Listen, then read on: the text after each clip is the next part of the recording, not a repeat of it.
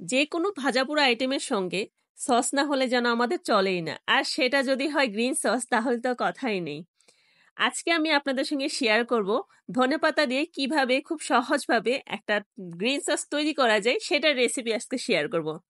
আর তার জন্য আমাদের লাগবে ফ্রেশ ধনেপাতা, আর আমাদের যেহেতু নিজস্ব বাগান আছে তাই আজকে বাগান থেকে সরাসরি আপনাদেরকে তুলে দেখাচ্ছি ধনেপাতাটা তুলে, এবং সেটা কিভাবে খুব সহজভাবে তৈরি করা যায় সেটার রেসিপি আজকে শেয়ার করব। সে পর্যন্ত সবাই সাথেই থাকবেন।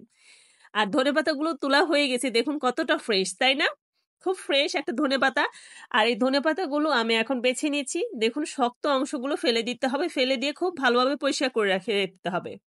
এখন আমি একটি হাঁড়িতে দিয়ে দিচ্ছি টমেটো, দিয়ে দিচ্ছি কয়েক কোয়া রসুন, কাঁচামরিচ দিয়েছি 2 থেকে 3 পিস, শুকনো মরিচ, পেঁয়াজ, সামান্য হলুদ আর সামান্য লবণ, দিয়ে দিচ্ছি হাফ কাপ হোয়াইট ভিনেগার। দিয়ে এটাকে চুলার ফ্লেমটা অন করে দিয়ে এখন এটাকে কিছুক্ষণ সিদ্ধ করে নিব। যখন টমেটোটা গলে যাবে তখন চুলার ফ্লেমটা অফ করে দিয়ে ঠান্ডা করে নেব। এরই মধ্যে আমি একটি বাটিতে সামান্য তেঁতুল আর 1/4 কাপ হোয়াইট ভিনেগার দিয়ে ভিজিয়ে একটা পিউরি রেডি করেছি। আর যে ধনেপাতাটা পরিষ্কার করে রেখেছিলাম সেটাকে এভাবে কুচি করে রেখেছি।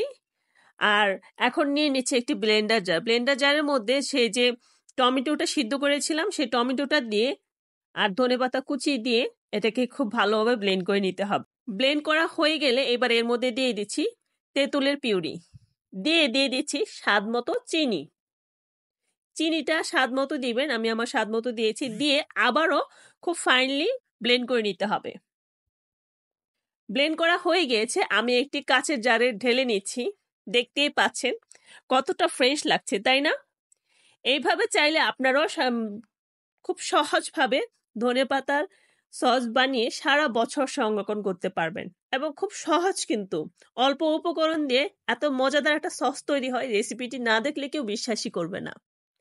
তো আমার সসটা ঢালা হয়ে গেছে, এখন আমি এর মধ্যে দিয়ে দিয়েছি হোয়াইট ভিনেগার। সামান্য হোয়াইট ভিনেগার দিয়ে আমি এটা ঢাকনা লাগিয়ে দিচ্ছি।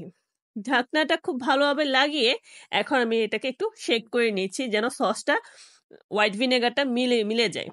তারপর এটাকে 2-1 দিন রোদ্রে দিয়ে নর্মাল ফ্রিজে রেখে সারা বছর খেতে পারবেন। তো কেমন হলো আমার আজকের এই সসের রেসিপি? আশা করি আপনাদের ভালো লেগেছে। অবশ্যই বাসায় ট্রাই করবেন। আর এই সসটা খেতে কেমন লাগে সেটাও আপনাদের সঙ্গে শেয়ার করছি। একটা স্ন্যাক্স আইটেমের সঙ্গে আমি একটু খেয়ে দেখাচ্ছি কেমন লাগে। আমার কাছে তো ভীষণ ভালো লেগেছে, আশা করি আপনাদের কাছেও ভালো লাগবে। অবশ্যই বাসায় ট্রাই করবেন আর জানাবেন কেমন হয়েছে আমার আজকের রেসিপি। সবাই ভালো থাকবেন, আল্লাহ হাফেজ।